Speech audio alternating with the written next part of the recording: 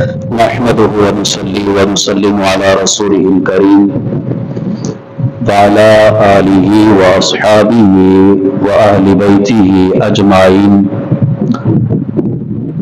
أما بعد فأعوذ بالله من الشيطان الرجيم. بسم الله الرحمن الرحيم. ولمن خاف مقام ربه جنتان. آمنت بالله صدق الله العظيم وصدق رسوله النبي الكريم الأمين. إن الله وملائكته يصلون على النبي يا أيها الذين آمنوا صلوا عليه وسلموا تسليما. اللهم صل على سيدنا ومولانا محمد وأصحاب سيدنا ومولانا محمد وبارك وسلم عليه. الصلاة والسلام عليك يا سيدي يا رسول الله وعلى آلك وأصحابك يا سيدي يا حبيب الله. الصلاة والسلام عليك يا سيدي يا خاتم المعصومين وعلى آلك وأصحابك يا سيدي يا خاتم النبيين. يا صاحب الجمال ويا سيد البشر من وجهك المنير لقد نور القمر. لا يمكن الثناء كما كان حقه بعد از خدا بزرگ توی قصہ مختصر. یا رسول اللہ انظر حالنا یا حبیب اللہ اسمع قالنا اننا فی بحر غم مغرق خذ یدی ساحل لنا اشقالنا. صدیق عکس حسن کمال محمد است، فاروق ذل جاہ جلال محمد است، عثمان ضیاء شمع جمال محمد است، حیدر بہار باغ خصال محمد است. صلی اللہ تعالی علیہ وآلہ واصحابہ وبارک وسلم.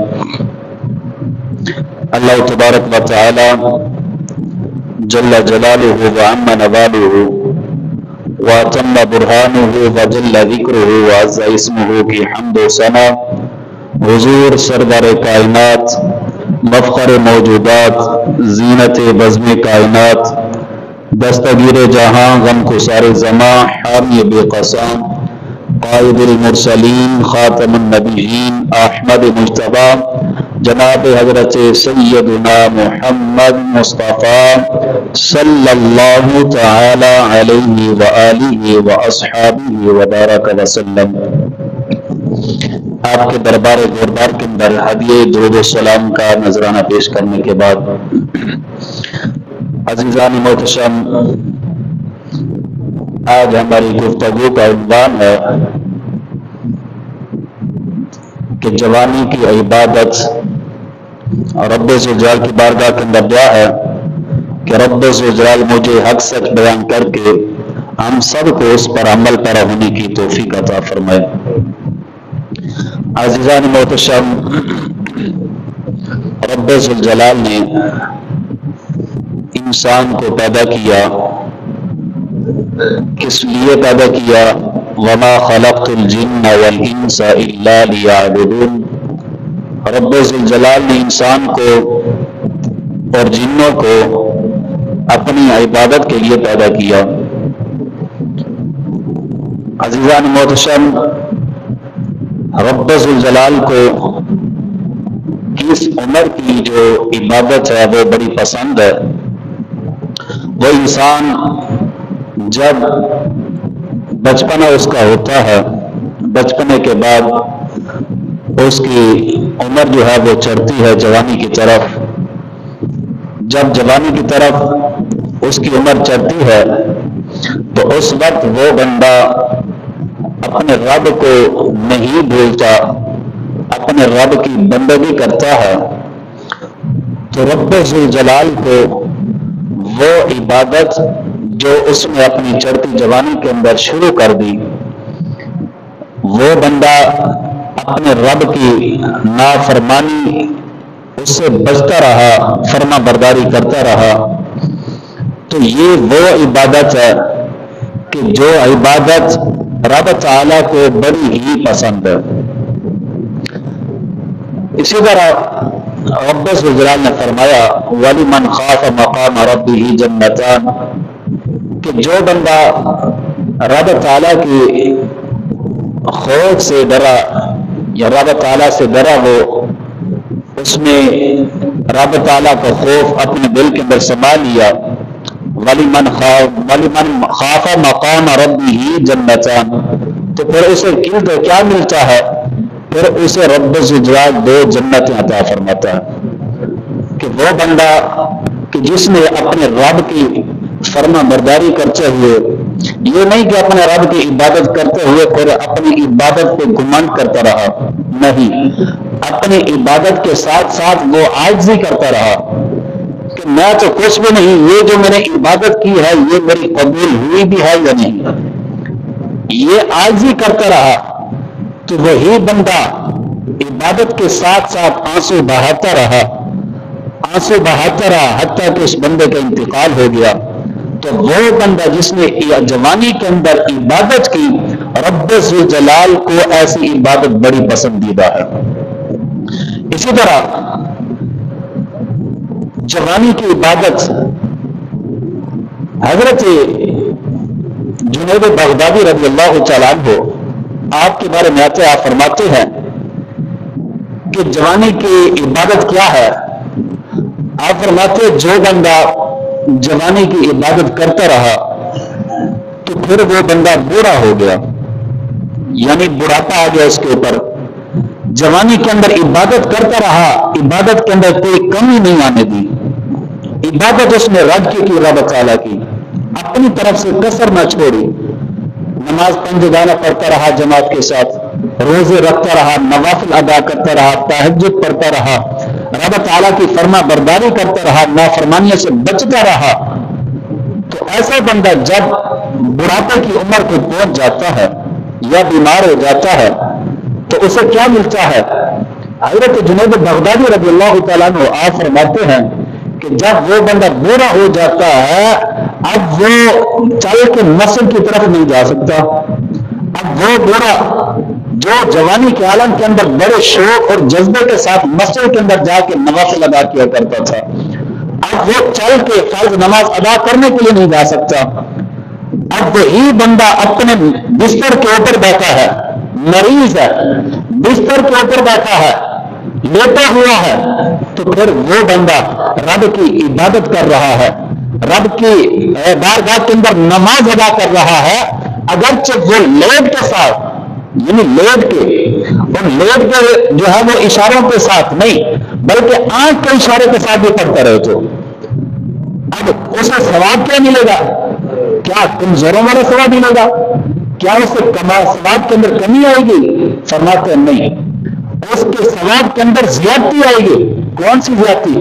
جو وہ اپنی جوانی کے اندر، اپنی صورت یابی کے اندر وہ عبادت کرتا رہا، آپ فرماتے ہیں وہی ثواب رب ذو الجلال اس کو اس کی بیماری کے عالم کا اندر جو ہے وہ عطا کرے گا۔ اگرچہ وہ بیمار ہو گیا، اگرچہ وہ انسان بوڑھا ہو گیا، لیکن وہ بیماری، وہ بڑھاپا اس کے ثواب کے اندر کمی کا سبب نہیں بنے۔ کیوں؟ اس لیے کہ اس بندے نے رب تعالیٰ کو جوانی کے اندر یاد رکھا، جوانی کے اندر رب کی عبادت کرتا رہا۔ رب فرماتا پھر بڑھاپے کو پہنچ جائے تو پھر ہم تمہارے ثواب کے اندر کمی نہیں آنے دیں گے۔ اسی طرح ایک مرتبہ کا ذکر ہے کہ ایک بندہ تھا عبادت گزار، تہجد گزار، وہ جنگلوں کی طرف چلا گیا، جنگلوں کی طرف جا کے اس نے رب تعالیٰ کی عبادت جو ہے وہ کرنا شروع کر دی، رب کی عبادت کے اندر مشغول رہا۔ ایک اللہ کا نیک بندہ، ان کی اس کے ساتھ ملاقات ہو گئی کہ بیابان جنگل ہے، جنگل کے اندر تم بیٹھ کے رب کی عبادت کر رہے ہو اور یہ کام کر رہے ہو، کھانے پینے کے لیے آپ کے پاس کچھ نہیں ہے۔ اس نے سلام کیا، سلام کا ان اللہ کے ولی نے جواب دیا، جواب دینے کے ساتھ اس ملاقات کرنے والے انسان نے کہا کہ حضور آپ بچائیں کہ آپ کو یہاں پہ ڈر نہیں لگتا؟ इस जंगल के अंदर आपको डर नहीं लगता? तो अल्लाह के वली ने कहा कि मुझे डर नहीं लगता। क्यों? इसलिए कि रब मेरे साथ है, जिसकी मैं फर्मा बरदारी, जिसकी मैं इबादत कर रहा हूं, वो रब मेरे साथ है। अब एक इंसान जब जवानी के आलम के अंदर इबादत करता है तो रब की फर्मा बरदारी करता है, तो फिर क्या इनाम मिलता है? वो बंदा रब का पसंदीदा बन जाता है, तो फिर सारी मखलूक उसकी जो है वो खिदमत करती है। तो अब मैं अल्लाह के नेक बंदा कहने लगा कि मुझे इन जानवरों से डर नहीं लगता। क्यों? मेरा रब जो है वो हमेशा मेरे साथ है। तो मैं जो मुलाकात करने वाला था उसने कहा, क्या आपको खाना कहां से मिलता है? यहां तो सारा जंगल है। तो अल्लाह के वली ने कहा कि जब मैं अपने वालिदा के पेट के अंदर था, जिस जात ने उस कोठरी के अंदर भी, जो अंधेरी कोठरी थी, उसके अंदर भी मुझे ग़ज़ा देता रहा, वही जात अब भी मुझे भूखा प्यासा नहीं रहने देता। और यह है वअलल्लाहि फल्यतवक्कलिल मुमिनून। अल्लाह के वली जो है वो रब के ऊपर तवक्कल करते हैं। अल्लाह के नेक बंदे वअलल्लाहि फल्यतवक्कलिल मुमिनून, मुमिनीन जो होते हैं वो अल्लाह पर तवक्कल करते हैं। अब तवक्कुल क्या है? एक अल्लाह के वलियों के बारे में आता है ना कि एक अल्लाह का वली था, उसकी बेटी थी, वो उसको यानी बलागत को पहुंच चुकी थी। अब वो अल्लाह का वली रिश्ता ढूंढने के लिए चला। बड़े बड़े रिश्ते आए, आपने ठुकरा दिए, आपने फरमाया नहीं। अब देखो ऐसे होते हैं रिश्ते कि अपने बेटियों को जब बंदा रिश्ते करे तो माल दौलत को देकर नहीं, किसी दुनियावी लालच की खातिर नहीं, किसकी खातिर? देखो बंदा दीनदार है या दुनियादार है। अब वो अल्लाह का वली ढूंढने निकला कि कोई अल्लाह का नेक बंदा मिल जाए जिसके साथ मैं अपनी बेटी का निकाह कर दूं। अब वो बंदा जब मस्जिद की तरफ भी गया, अल्लाह का वली, उसने देखा एक बंदा बैठा है, फटे पुराने कपड़े हैं। उसने कहा, हाँ आओ यार, मैं आपका निकाह कर देता हूं अपनी बेटी के साथ। ना जान ना पहचान कुछ भी नहीं, और मैं आपका निकाह अपनी बेटी के साथ कर देता हूं। तो वो अल्लाह के वली जानते थे ये कोई आम बंदा नहीं है, जो रब के बारगाह के अंदर आकर सर सजदे के अंदर रखकर इबादत कर रहा है, ये कोई आम बंदा नहीं है। वो अल्लाह के वली उस बंदे को लेकर चले गए घर, अपनी बेटी का निकाह उस बंदे के साथ कर दिया। जब वो अल्लाह के वली की बेटी का निकाह हो गया, रुखसती हो गई, जब वो बेटी अपने खामन के साथ अपने खामन के घर आई, आके देखा कि उस खामन के पास रोटी पड़ी है, ये नहीं कोई माल दौलत पड़ा है, नहीं, एक रोटी पड़ी है। तो उस औरत ने कहा कि ये क्या है? उसने कहा ये रोटी पड़ी है, मैं एक रोटी संभाल के रख लेता हूं कि जब सुबह रोजा रखता है अफ्तारी के लिए रख लेता हूं, जब सहरी करता हूं तो एक सहरी के लिए रख लेता हूं, यह निजाम मेरा चलता रहता है। उन्होंने कहा क्या तुम्हें रब पे तवक्कुल नहीं है? मैं घर के अंदर तब कदम रखूंगी जब तुम ये रोटी सदका करोगे।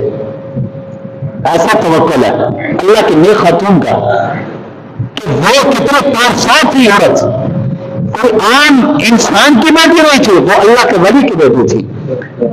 तो ये होता है असर, एक इंसान जवानी के अंदर इबादत तो करे, उसे फिर लज्जत क्या मिलती है, उसे इंसान वो फिर वो लज्जत हासिल करेगा।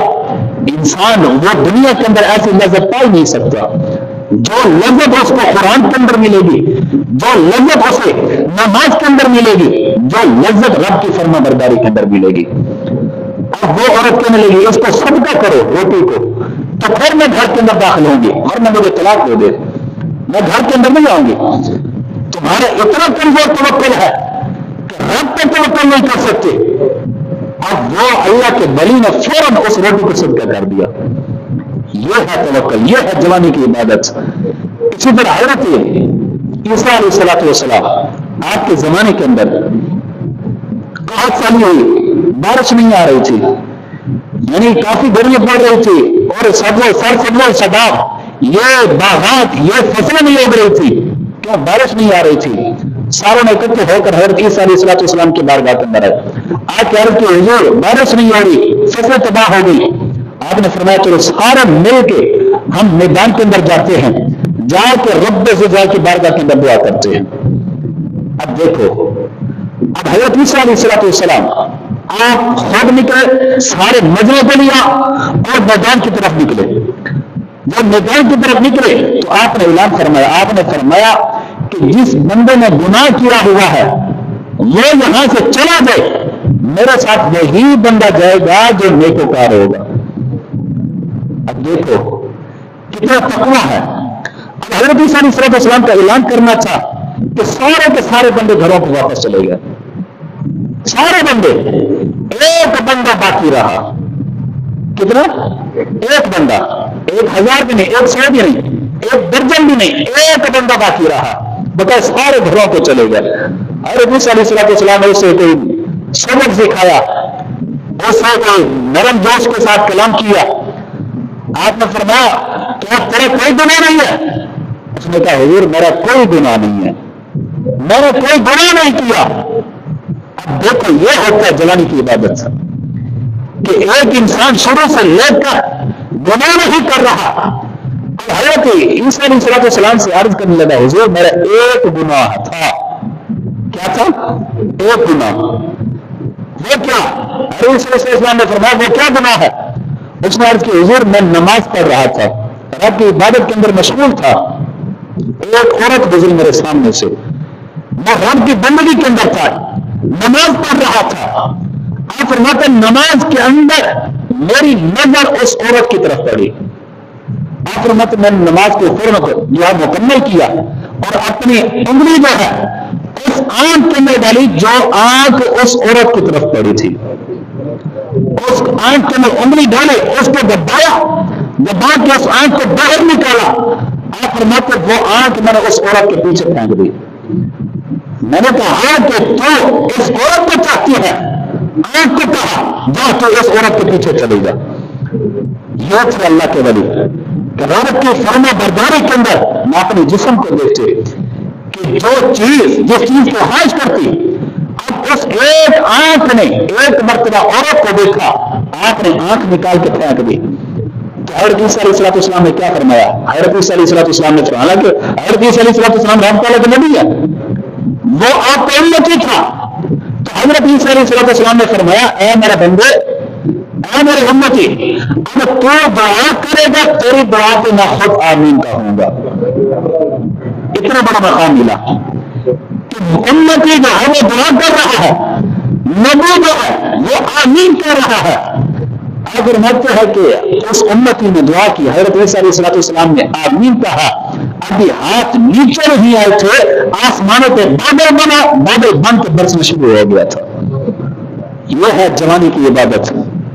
اسی طرح میرے محمود علیہ السلام آپ کے ایک صحابی حضرت ابن عمر رضی اللہ تعالیٰ عنہ، حضرت ابن عمر رضی اللہ تعالیٰ عنہ، اور اسی طرح ایک اور صحابی آپ فرماتے ہیں کہ ہم حضور علیہ السلام کی زوجہ محترمہ حضرت ام عائشہ صدیقہ عفیفہ رضی اللہ تعالیٰ عنہ آپ کی بارگاہ کے اندر پیش ہوئے.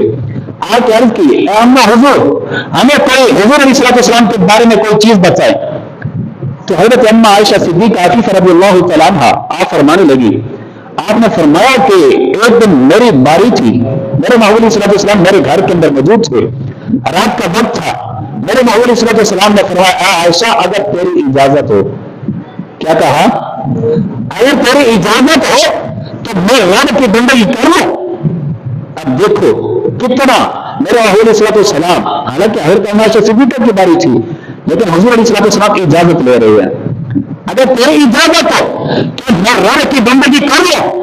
حضرت ام عائشہ صدیقہ عفیفہ رضی اللہ تعالیٰ عنہ آپ فرماتی ہے کہ میں نے عرض کی یا رسول اللہ صلی اللہ علیہ وسلم میں اپنی باری پہ رب تعالیٰ کی بندگی کو زیادہ ترجیح دیتی ہوں. تو حضور علیہ السلام نے پھر کیا بندگی کی؟ آپ فرماتی ہیں حضور علیہ السلام گھر کے کنارے پہ کھڑے ہو کر رونا شروع فرما دیا، رو رہے ہیں، جاری کر رہے ہیں. آپ نماز ادا کر رہے ہیں، نماز کے اندر رونا جاری کر رہے ہیں، آنکھوں سے آنسو جاری ہیں. جب آپ نے وہ عبادت مکمل کر لی تو حضور علیہ السلام نے قرآن پڑھنا شروع کر دیا. قرآن پڑھتے ہوئے حضرت ام عائشہ صدیقہ عفیفہ رضی اللہ تعالیٰ عنہ آپ فرماتی ہیں کہ میرا نبی علیہ السلام قرآن پڑھتے ہوئے کیوں گریہ زاری کر رہی ہے؟ کرتے ہوئے آپ کے آنکھوں کے آنسو جو ہے وہ زمین تک پہنچے. جب زمین تک آنسو پہنچے کہ حضرت بلال حبشی رضی اللہ تعالیٰ عنہ آپ کے اذان کی آواز آ گئی. یہ ساری رات میرے محمد علیہ السلام رب کی عبادت کرتے رہے اور گریہ زاری کرتے رہے. اب بتائیں میرے محمد علیہ السلام کو کس چیز کی کمی ہے؟ دونوں جہاں یہ سارے جہاں رب تعالیٰ نے بنا کے میرے محبوب کو پیش کر دیے. اور میرے محبوب علیہ السلام یہ آپ کا اختیار ہے، جسے چاہے عطا کرے جسے چاہے اس سے چھین لے. یہ آپ ہم نے مختار کل بنا دیا ہے. اب وہی نبیوں کے سردار امام الانبیاء وہ رات ساری گریہ زاری کر رہے ہیں اور آپ رب کی بارگاہ کے اندر آنسو بہا رہے ہیں. تو اسی طرح حضرت عمر رضی اللہ تعالیٰ عنہ آپ کا زمانہ تھا. آپ کے زمانے کے اندر ایک بندہ رب کا بڑا نیک بندہ تھا، اس کا انتقال ہو گیا. دن رات وہ عبادت کرتا تھا. جب انتقال ہو گیا، رات کو انتقال ہوا، راتوں رات انہوں نے اس کا کفن دفن کر کے غسل کر کے نماز ادا کر کے راتوں رات دفن کر دیا. جب راتوں رات دفن کر دیا صبح حضرت عمر رضی اللہ تعالیٰ عنہ امیر المومنین تھے، خلیفہ تھے حضور علیہ السلام کے. آپ کو پتہ چلا آپ نے فرمایا کہ مجھے اس کے قبر کو لے کے چلو. اب حضرت عمر بن خطاب رضی اللہ تعالیٰ عنہ اس کی قبر پہ آئے. قبر پہ آ کے اس بندے کو کہا جو اللہ کا ولی تھا، دن رات عبادت کرتا تھا، آگے کہا ولی من خاف مقام ربہ جنتان. آپ نے یہ ایت مبارکہ پڑھی حضرت عمر بن خطاب نے. تو کیا ہوتا ہے آپ کی یہ ایت مبارکہ پڑھنی تھی کہ رب ذوالجلال سے جو بندہ ڈرتا ہے رب ذوالجلال اسے 2 جنتیں عطا کرتا ہے. آپ نے جب یہ کلام کیا قبر کے اندر سے اس اللہ کے ولی نے جواب دیا، اے عمر بن خطاب، جو وعدہ رب ذوالجلال نے اپنے قرآن کے اندر ذکر کیا وہ یہ وعدہ رب ذوالجلال نے ہم سے پورا فرما دیا ہے. یعنی دونوں جنتیں رب ذوالجلال نے ہمیں عطا کر دی ہیں. رب ذوالجلال کی بارگاہ کے اندر دعا ہے کہ رب ذوالجلال ہم سب کو قرآن و حدیث پر عمل پیرا ہونے کی توفیق عطا فرمائے. وما علینا الا البلاغ المبین.